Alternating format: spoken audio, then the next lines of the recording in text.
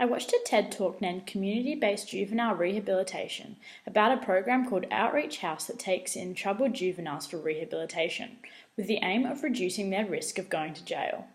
I chose this video because our project idea for our assignment focuses on a similar problem and need, therefore thought it would be relevant to learn about a successful program. I learnt the power of giving responsibility to the juveniles and how it empowers and shapes one's personal development of values, goals and behaviour. The Outreach House had a system that the juveniles who entered their house were taught by those who had been there longer. And the longer you stayed there, the more responsibility you had. This structure made the house sustainable as those who lived there were the mentors and not an external professional, which has benefits in regard to funds as well as the sustainability of the program. This has taught me that utilising responsibility can be an effective element to our project to ensure success and durability, and also in the future if I work within the community development sector. When I'm on prac and in the workforce, I will have a strong focus on giving the client as much responsibility as possible during the entire process, from goal setting to intervention plan and strategies, to ensure that they get the best results, especially in terms of self-esteem and efficacy, as it shows people that they are capable of much more than they think, which follows the foundations of occupational therapy of taking a holistic approach, focusing on their whole well-being and not just fixing the deficits. Ukraine's Forgotten Children is a documentary about a remote institute with over 100 orphans from ages 5 to 25 in Ukraine, with limited medical care, unqualified carers and very little stimulation.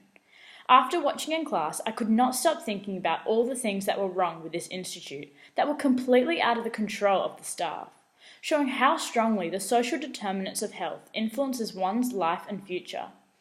Most of the children had been abandoned at birth.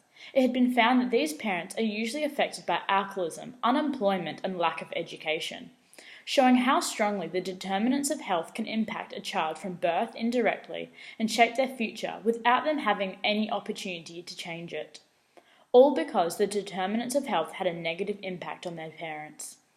It also shows the ongoing detrimental impact of the social determinants of health when being placed in an institute like this. It is remote, socially isolated, with a low income and social status, resulting in limited access to health services, which causes a rapid decline in the children's health status, as most of them have multiple physical or mental health issues, resulting in a decreased capacity to engage in occupational roles of self-maintainer, player, and student. This can help me in my future fieldwork placements and when in the workplace by acknowledging that there are many factors influencing a person's health status that might be invisible until carefully deconstructed.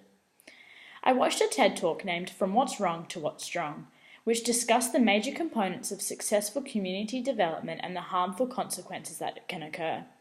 I chose this because it has a strong focus on utilising the community's strengths rather than concentrating on fixing their deficits, known as the top-down approach, which has been a huge focus for the duration of our occupational therapy course. So I thought this video would be relevant to build on my knowledge. It also relates to our upcoming group project to identify what we should focus on and avoid when creating our program. It has taught me that every decision made in the process of the program development needs to be pulled apart and analysed to ensure no harm is done, especially when working with vulnerable communities. It made me think about the differences between using top-down approach and a bottom-up approach, and how focusing on the community's deficits and issues will only create feelings of uselessness and loneliness within the community. However, when using the top-down approach, by teaching them how they can use their strengths and own resources, they will feel empowered with increased self-esteem, and you'll see real, durable positive change. Because when someone creates a solution for you, it is never as effective as when you create a solution for yourself.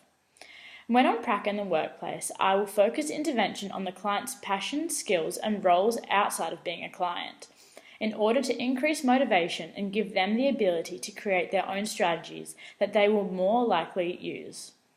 I watched a documentary about the Land of No Men, a women-only village in Kenya called Umoja, that was created by a woman who escaped the Samburu culture of female inequality.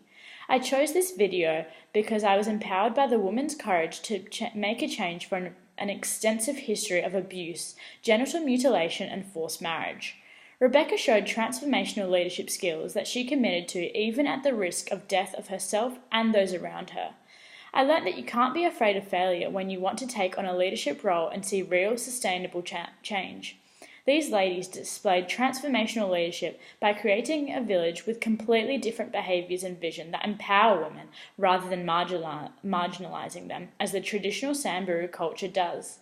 They challenged the beliefs of the Samburu culture so girls no longer have to endure the cruel traditions that take place. It also showed me a real-life example of how the Johari window model works and serves the purpose of transparency in a community, which is essential for the change to be durable. For example, male children were allowed to grow up in Umoja. However, she made it clear to everyone about the values, rules, conditions and vision of Umoja, so there was no confusion, which helped the community work together effectively. As a prac student and a new graduate, I will strive to be a fresh new set of eyes in the workforce, and if I see something that does not align with the occupational therapy foundations, I will try to be brave and bring up my concerns to my supervisor with possible suggestions. Even if these changes do not occur, I think it would be beneficial for my learning and will give me an experience of being assertive and brave in a foreign new environment.